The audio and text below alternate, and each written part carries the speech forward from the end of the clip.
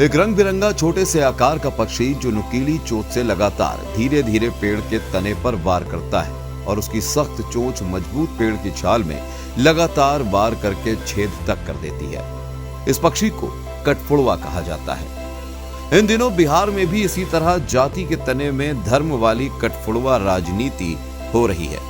90 के दशक में मंडल आंदोलन के दौर से जिस बिहार की राजनीति पिछड़ों के वोट के साथ नेताओं को अब तक अगड़ा बनाती आई, जिसकी वजह से 3.5 दशक में लालू यादव और नीतीश कुमार मुख्यमंत्री पद की कुर्सी पर रहे।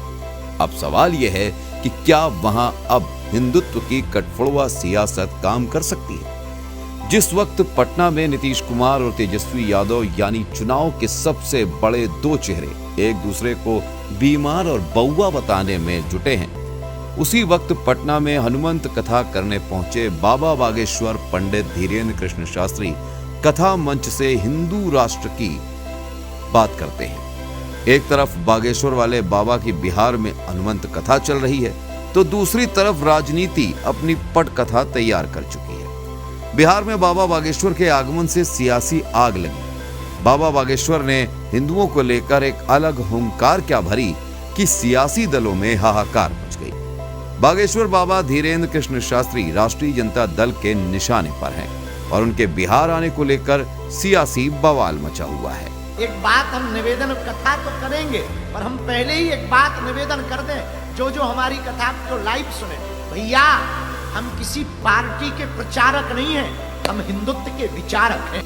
आपको पूरी बात विस्तार से बताएंगे, लेकिन पहले आपको बताते हैं कि बिहार में कथा के लिए पहुंचे बागेश्वर धाम प्रमुख धीरेन्द्र कृष्ण शास्त्री ने आगाज कैसे किया और हिंदुओं के लिए धीरेन्द्र कृष्ण शास्त्री ने सनातन पर जोर देते हुए कहा कि जब तक हमारे प्राण रहेंगे हम हिंदुओं के लिए जिएंगे और हिंदुओं के लिए मरेंगे। हम इस देश के हिंदुओं को जगाने के लिए आए हैं। हम भारत को बंटने नहीं देंगे तो हम हिंदुओं को घटने नहीं देंगे। हमारा उद्देश्य यह है कि जब तक हमारे तन में प्राण हैं हम हिंदुओं के पक्ष में बोलेंगे, हिंदुओं को एक करके ही छोड़ेंगे, क्योंकि हमारी भारत माता के पहले ही बहुत टुकड़े हो गए।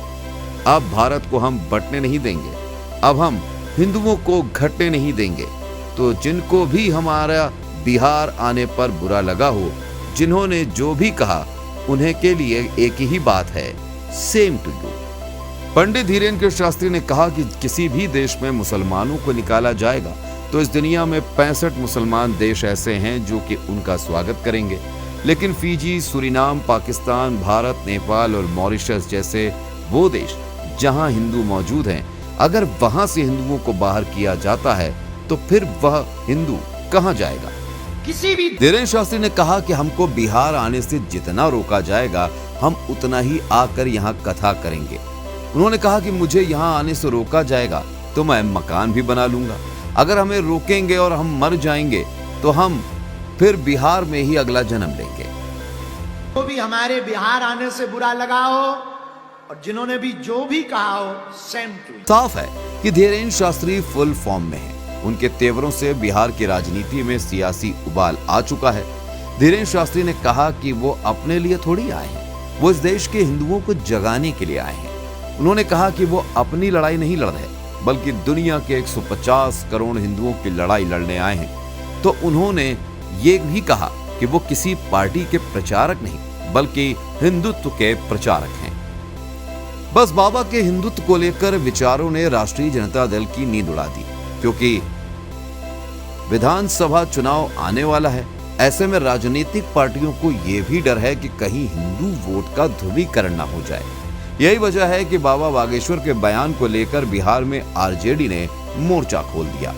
आरजेडी ने बाबा बागेश्वर को संविधान विरोधी करार दिया और कहा कि वो आसाराम और राम रहीम की कैटेगरी वाले बाबा हैं। ये था एक पहलू जो हमने आपको बताया, जिस कारण बिहार में बवाल तेज हो चुका है। अब आपको बताते हैं कि दूसरा एक और बड़ा पहलू है, जिस वजह से महाराष्ट्र से औरंगजेब और फिल्म छावा की लड़ाई बिहार तक पहुंच गई। दरअसल छावा फिल्म को लेकर विवाद है, क्योंकि उसमें औरंगजेब को बेहद ही क्रूर शासक दिखाया गया है। लेकिन पहले समाजवादी पार्टी के नेता अबू आजमी ने औरंगजेब को द ग्रेट अर्थशास्त्री बताया था और कहा कि औरंगजेब के शासन के समय देश सोने की चिड़िया था।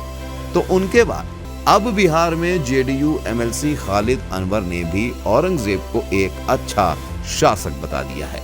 हिस्टोरियंस जो इतिहासकार कहते हैं कि भाई औरंगजेब ने अच्छे काम किए और इतना जालिम नहीं था जितना उसको बताया जाता, ये हिस्टोरिकल फैक्ट है।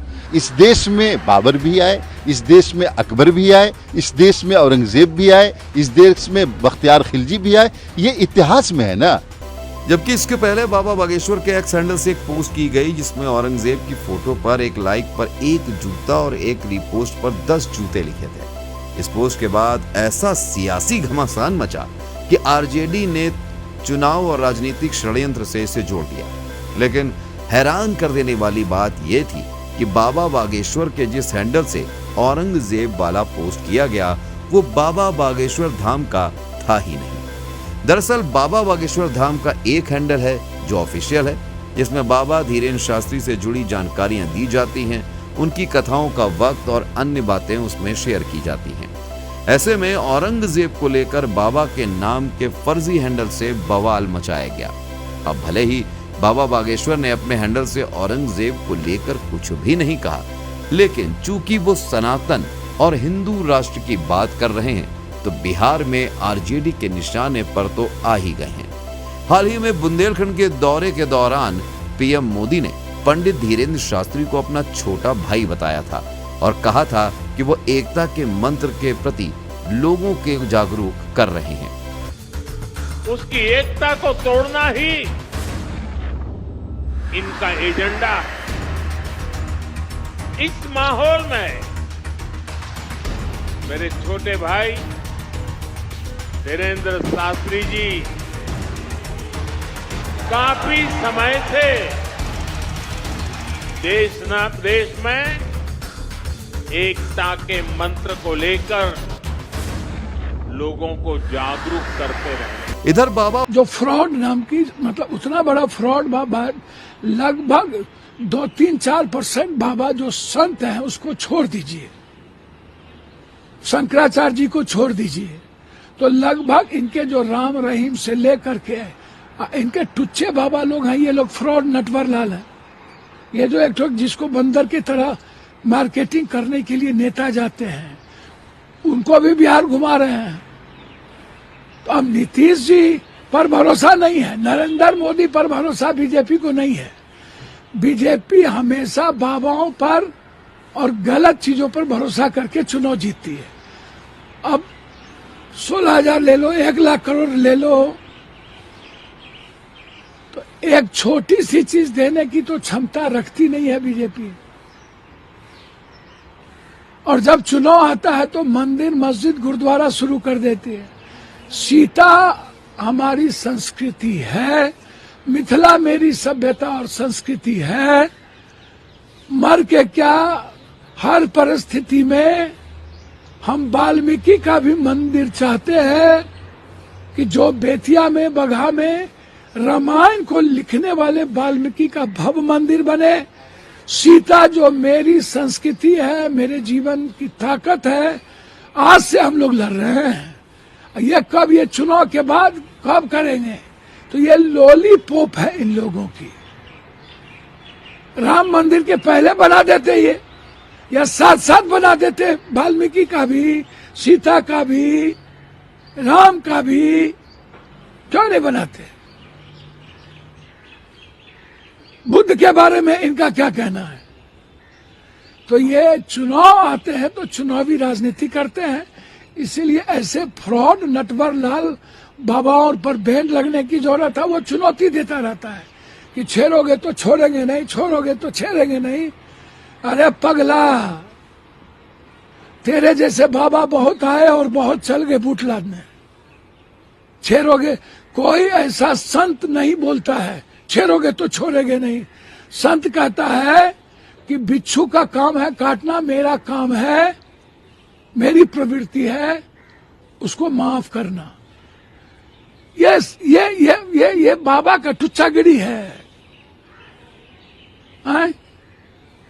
तुम जहां फरियाना चाहो हम फरियाने को तैयार है तुमसे। तुम कहते हो हम यहीं घर बनाएंगे। अरे तुम बनाओगे हम लोग का घर बना हुआ है, हमारा घर है। हमारे घर में आके चुनौती देता है ये बंदर साहब। तो इन लोगों का तो हम सरकार में होते तो इन लोगों को प्रतिबंध लगा करके जेल में बंद किए होते। तो इसीलिए यह चुनावी मौसम वैज्ञानिक है। बहरहाल बड़ी बात यह है कि बाबा बागेश्वर छाती ठोककर हिंदू, हिंदुत्व और हिंदू राष्ट्र की बात कर रहे हैं। उनको सुनने के लिए भीड़ भी उमड़ रही है। अब ऐसे में देखने वाली बात यह होगी कि बिहार विधानसभा चुनाव में क्या बीजेपी को बागेश्वर बाबा की कथा से कुछ फायदा मिलेगा या फिर मतदान के दिन वोटर्स जाति को ध्यान में रखकर वोट करेंगे।